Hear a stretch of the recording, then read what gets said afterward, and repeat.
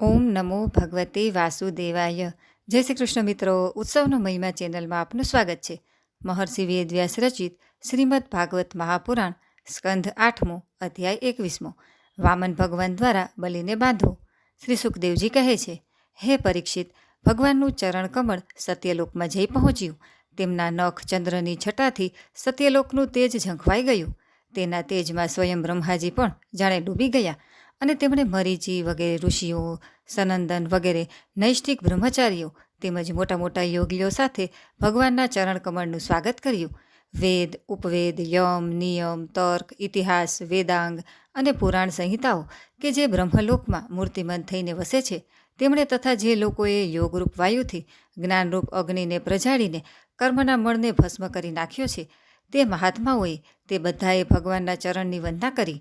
આ જ ચરણ કમળના સ્મરણના મહિમાથી જ બ્રહ્મલોક પ્રાપ્ત થાય છે. તે કર્મ દ્વારા પ્રાપ્ત થતું નથી. ભગવાન બ્રહ્માજીની કીર્તિ અત્યંત પવિત્ર છે. તેઓ ભગવાન શ્રી વિષ્ણુના નાભિકમળમાંથી ઉત્પન્ન થયેલા છે. સ્વાગત કર્યા પછી તેમણે સ્વયં વિશ્વરૂપ ભગવાનના ઊંચે ઉપાડેલા ચરણની અર્ધ્યપાધ્યથી પૂજા કરી અને તેનું પ્રક્ષાલન કર્યું. પૂજા કર્યા બાદ તેમણે અત્યંત પ્રેમ અને ભક્તિપૂર્વક ભગવાનની સ્તુતિ કરી.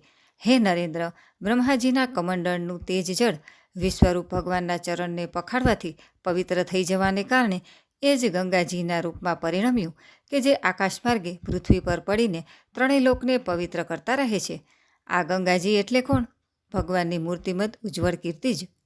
પછી ભગવાનનું ચરણ કમળ જ ત્યારે ભગવાનનો શ્રી વિગ્રહ બની ગયું, એટલે કે ભગવાન સ્વયં જ પ્રગટ થઈ ગયા. તેમણે હવે પોતાની વિભૂતિઓને સમેટી લીધી.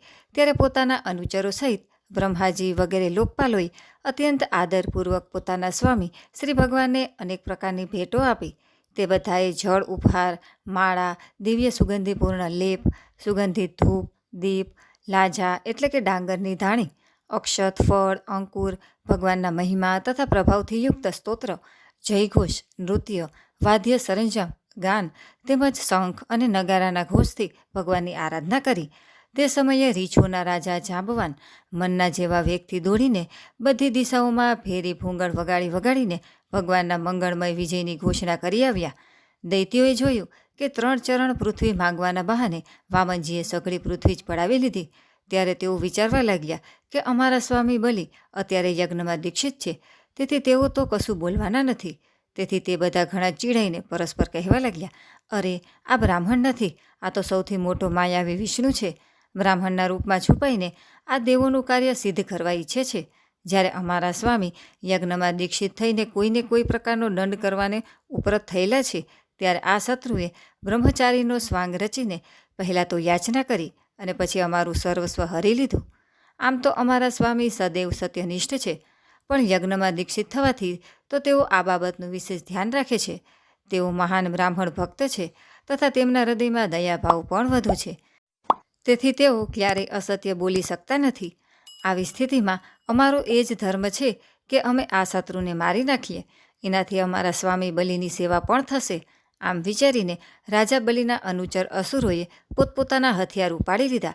હે રાજન, રાજા બલિની અનિચ્છા હોવા છતાં પણ તે બધા અસુરો ભારે ક્રોધથી શૂળ, પટ્ટીસ વગેરે હાથમાં લઈ લઈને વામન ભગવાનને મારવા માટે ઘસી પડ્યા.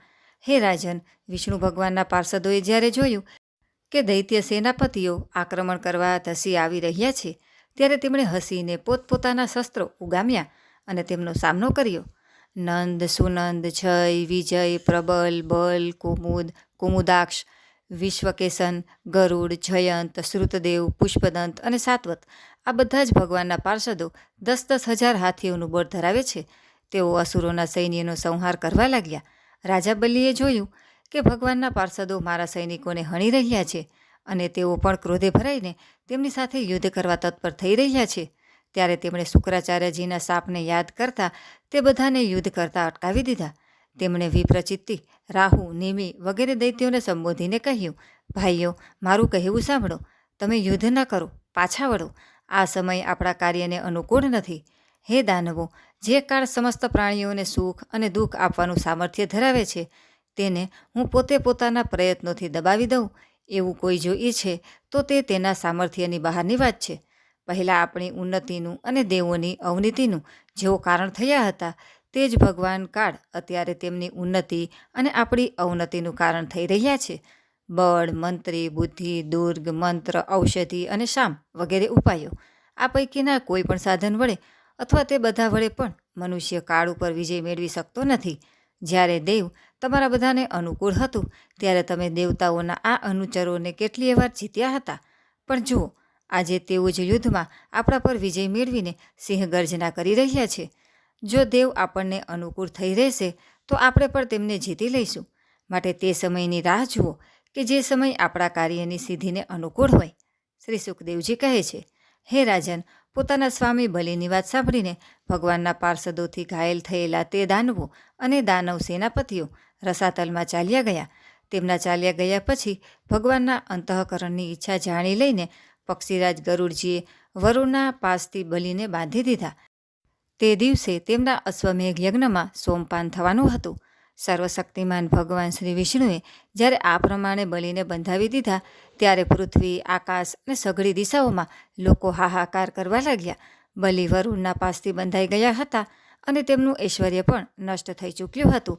તો પણ તેમની બુદ્ધિ નિશ્ચયાત્મક હતી અને બધા લોકો તેમના ઉદાર યશનું ગાન કરી રહ્યા હતા. ત્યારે હે રાજન, વામન ભગવાને બલિને કહ્યું, હે અસુરરાજ, તમે મને 3 ચરણ પૃથ્વી દાનમાં આપી હતી. 2 ચરણમાં તો મેં 3 લોકને માપી લીધા. હવે 3જા ચરણનું દાન પૂર્ણ કરો.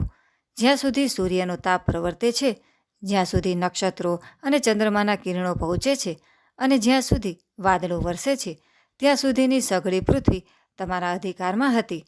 તમારા જોતાં જ મેં પોતાના એક ચરણથી ભૂલોક, શરીરથી આકાશ અને દિશાઓ તથા બીજા ચરણથી સ્વર્ગલોક માપી લીધા છે. આ રીતે તમારું સર્વ કંઈ મારું થઈ ચૂક્યું છે. આમ છતાં પણ તમે જે પ્રતિજ્ઞા કરી હતી તે પૂરી નહીં કરી શકવાને કારણે હવે તમારે નરકવાસ કરવો પડશે. આ બાબતમાં તમારા ગુરુદેવની પણ સંમતિ છે. તો જાઓ, હવે તમે નરકમાં પ્રવેશો. યાચકને આપવાની પ્રતિજ્ઞા કરીને જે વ્યક્તિ તે આપી શકતી નથી એ રીતે વચનભંગ કરે છે તેના સઘળા મનોરથ વ્યર્થ થાય છે. સ્વર્ગની વાત તો દૂર રહી, તેને નરકમાં પડવું પડે છે. તમને એ વાતનું ઘણું ઘમંડ હતું કે હું ધનાઢ્ય છું, તમે મને આપીશ એવી પ્રતિજ્ઞા કર્યા પછી વચનભંગ એટલે કે વિપ્રલંબ કર્યો છે. તો હવે તમે થોડા વર્ષો સુધી આ અસત્યનું ફળ નરક ભોગવો. ઇતિ શ્રીમદ્ભગવતે મહાપુરાણે પારમહંસ્યા સંહિતાયા અષ્ટમ સ્કંધે વામન પ્રાદુર્ભાવે બલિ નિગ્રહો નામૈક વિંશોધ્યાય. 8મા સ્કંદ અંતર્ગત વામન પ્રાદુર્ભાવમાંનો બલિ નિગ્રહ નામનો 21મો અધ્યાય સમાપ્ત. બોલો કૃષ્ણ કનૈયા લાલ કી જય.